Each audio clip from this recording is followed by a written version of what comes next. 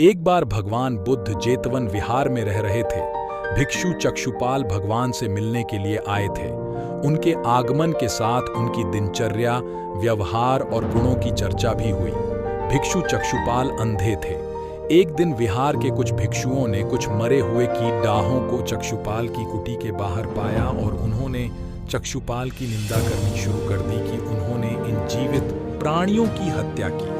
भगवान बुद्ध ने निंदा कर रहे उन भिक्षुओं को बुलाया और पूछा कि क्या तुमने भिक्षु को कीड़े मारते हुए देखा है? उन्होंने उत्तर दिया, नहीं।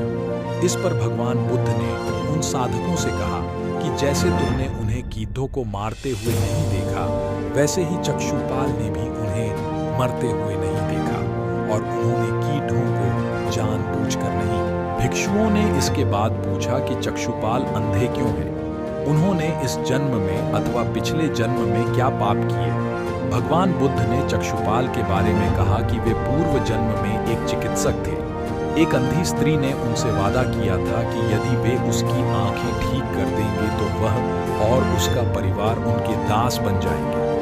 स्त्री की आंखें ठीक हो गईं, पर उस चिकित्सक को तो पता था कि उस स्त्री की आंखें ठीक हो गई हैं। वह झूठ बोल रही है। उसे सबक सिखाने के लिए या बदला लेने के लिए चक्षुपाल ने दूसरी दवा दी। उस दवा से महिला फिर अंधी हो गई। वह कितना ही रोई पीटी, लेकिन चक्षुपाल जरा भी नहीं पसीजा। इस पाप के फलस्वरूप अगले जन्म में चिकित्सक को अंधा बनना पड़ता है।